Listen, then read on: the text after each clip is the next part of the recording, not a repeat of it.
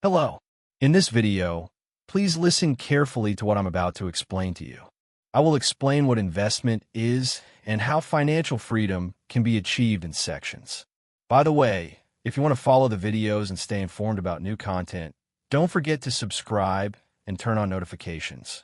I'm sure that up until now you have done research about investing and were not satisfied because terminology and similar things can be confusing. As much as I can, I will publish short videos explaining investments in a simple and understandable way, and I recommend that you follow them. Every time you watch content videos on social media platforms, I can already hear you saying, "I feel like I'm missing something." Don't worry, this is something everyone feels. If you have accepted this reality, let's slowly start the topic. Let's build our future together. Are you ready? Let's begin. As you have understood from your research so far, money has potential, and when we cannot use this potential correctly, there are missed opportunities. So what are these opportunities? What is the strategy and purpose of investment? In fact, there is something we know very well. We now assign to money the effort we use to put in ourselves. In other words, we say, "You work instead of me." Now, we humans have daily and basic needs. After meeting these needs, there is an amount left. We call this savings, meaning the unspent portion of income. Now we will assign a duty and a mission to money. We will say, "Your duty is to grow and work for my future life comfort." This remaining portion will no longer stay idle. Many graphs on the screen that you do not understand may seem confusing, but investment is not only done for big goals. You do not invest just because there are big targets to reach. In life, people want security and want to be more free. This is what we call financial freedom. From now on, the first thing we need to do is to enable this potential through proper planning and conscious investment decisions. Of course, the first things that come to mind are these complex graphs, fear, and uncertainty. In fact, investment is not only about the stock market. Your first step can be individual pension funds, followed by options such as gold funds and time deposits. What I have been trying to explain from the beginning is actually a way of thinking. In other words, more than money, it is about decision-making reflexes, being able to think long-term, connecting with the future, and seeing the bigger picture. For example, you bought one lot, and now you are wondering what lot means. Let me tell you right away, a lot means a share.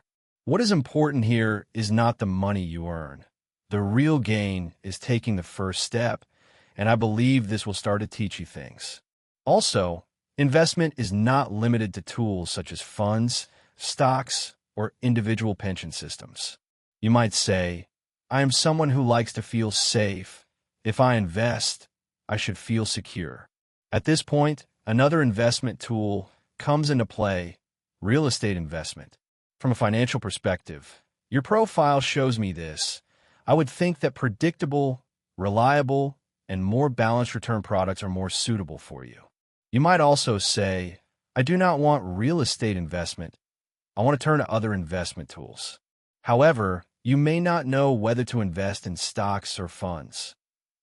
This is where risk appetite comes into play, and it is extremely important. Yes, there are investment tools, but we need to stay focused because choosing an investment tool is not a one-time decision. Over time, with interest, knowledge, and needs, it changes. Financial freedom is not actually about very large amounts of money.